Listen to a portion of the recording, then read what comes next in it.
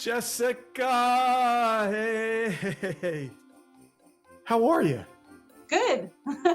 Busy, but good. I never thought a pandemic would have me this busy.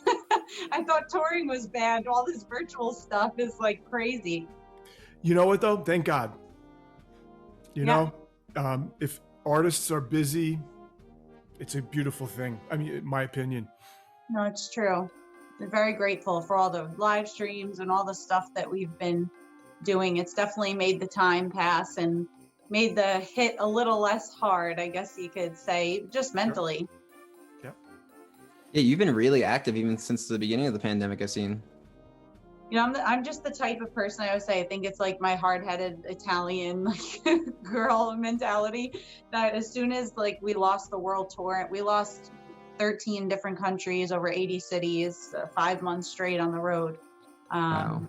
with stuff that was still coming in, and we lost every single date.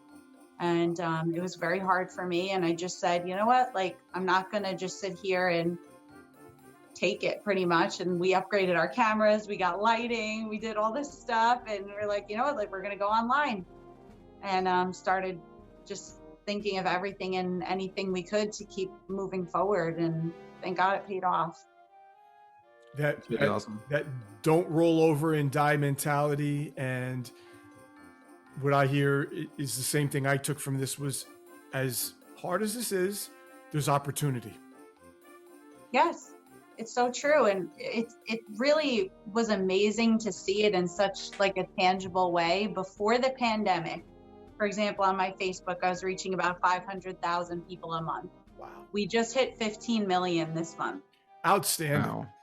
And like to see it like that is just incredible. Like you know, you work really hard and you're in the daily grind that you don't really take a step back and think about, you know, what you've done or accomplished or all that hard work. And to see it numerically was very cool. Like, man, all those live streams paid off and all that content we've been making, and it's very cool. You know, Jessica, if you don't mind me just mentioning this, I met you, you were still a young girl. I played in your dad's new Age Orchestra for a very short period of time when they were developing that project. And I would remember that you would peek your head in and your father would be like, not now. That's so funny. He did mention that to me, but it's so cool that you have that memory. Oh yeah, it I was a feel long time ago. I very vaguely remember coming to some of the rehearsals and stuff, but that's so cool. Yeah. So, Jessica, for those of us that are watching right now that don't know who you are, even though you're a very big name developing in the industry right now, could you tell us a bit about your background in the Hudson Valley, where your roots are? Yeah, so I started my whole career. I was always playing rock and roll music my whole life. Being from the Hudson Valley, country music wasn't quite the cool thing to do as a kid. But I always loved country music and was listening to it, you know, in the privacy of my own home, far away from my friends at school. And then when I got a little bit older, I said, let's do this. I want to do country music. And my dad actually had the idea. I was like, let's do a CD and get it out there. And he said, everybody does a CD, like try something different. What about TV? I was like, who would ever air something on TV of a totally unknown artist? He's like, worst comes to worst, you have some good live footage and music to shop your new stuff with. So it wound up going nationwide on PBS, and that started my entire career. The next summer we were on tour playing with Brad Paisley and Keith Urban and like all these amazing people. And since then, I've done 3 for the network that have now also been picked up by Amazon Prime this year. And they have all been filmed right in the Hudson Valley. That's been very important to me to stay true to my roots. I'm a New York girl, even though I do country music, and it's been a big part of my story. Wow, that's really awesome. Yeah, there's a lot of support going around here for you. I know every year you play the Paramount, everyone's super excited for it. I'm so sad that that's not happening. That was a bigger heartbreak than losing the entire world tour because I look forward to doing it so much. It was a show that I really believed in from the beginning. And to grow it to something that now sells out the theater every year. And it's become Toys for Tots' biggest fundraiser of the entire season. We usually collect about 2,500 toys in a single night. it was very sad. And I said, you know what, we can't just stop the tradition. Let's keep it going. So we decided to do it virtual from Daryl's house this year. So it will still live on, and even though it will look very different. That's awesome. But in the wake of this frustrating time of a pandemic, you really actually did just have some bit of success. You just released a new song, It's Just Not Christmas, right?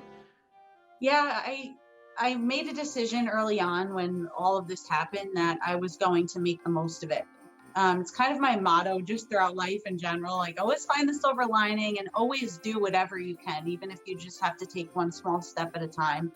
And I've really been focused on, since I can't tour, putting out music, and I've put out a bunch of singles throughout the pandemic, and it's really been incredible, the response this year, featured on Billboard and CMT and publications that I've only dreamt about seeing my name in ever since I was a little girl. So it's a testament to you can make the most of any situation and always follow your dreams.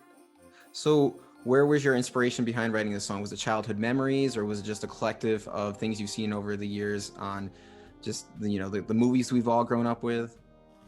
It's very funny because I wrote this song last year, the same week of Christmas. And I actually wrote it for my little sister, who we haven't seen in a few years. Life has taken her in a different direction. And I was missing her a lot around the holidays. And this song kind of just wrote itself. One night I was thinking about her, I picked up my guitar and it just poured out of me. And it was too late into the season to release it. So I said, I'm going to save this for next year. And little did I know that the globe was about to get hit with a worldwide pandemic that would not allow people to see their families, and that would have people that sadly didn't make it because of the virus. And it's been incredible to see the response and exactly how relevant this song has become, that I never even intended it. Yeah, I listened to it and it just seems like a song where it's something that everybody can feel their own story through. And I think that's what's really helping the exposure right now, because everyone is feeling their own difficult struggle right now. But you wrote something that could be applicable to so many different people in both their hearts and their homes where they're struggling right now. And I think that's just right place, right time. Thanks. It's in writing it, and it's funny because it did kind of just come out that way, but I purposely was not too specific because I wanted everybody to tell their own story, and it's really been very touching. I can't tell you the amount of times I've sat there crying within the last week, reading Facebook messages of people saying it reminds them of their spouse that passed away, or a pet, or a grandparent, or people have been so open in sharing their stories with me, and it's made this release very special. That's amazing. Like me personally, I mean, we just lost my grandfather 2 weeks ago, and it's just one of those times where you want to still be, excited for the holidays, but you're also going through the struggles like many people are. And I think for me, I really love the song, and it was very nice to be able to share with my family. Thank you so much, and I'm sorry for your loss. Oh, I appreciate it. 2021 is on the rise here. What are you hopeful for in the year of 2021? I am hopeful for some type of normalcy, especially for us in the arts. So I'm hoping that everybody can just find a way to proceed with caution that allows everybody to kind of live their lives again, because I personally don't believe there's ever going to be a moment where everyone's like, it's gone, have fun, everyone. It's always going to be there in some type of capacity. So I think it's important for us to learn how to live with it safely so that we can continue with life. We only live once, and time goes way too fast to be afraid forever. Absolutely. All right. So is there anything you'd like to say to the people watching at home right now? I guess just that this was super cool to be a part of this. I love hometown stuff, and it's so important to me. And I hope that everyone has a really happy and healthy holiday. I'd love to connect with you guys on my social media. It's Jessica Lynn Music. If you'd like to follow me and see any of I got a lot of new music coming out, including a new record. And Happy New Year to you guys as well. On to you. Thank you, Jessica.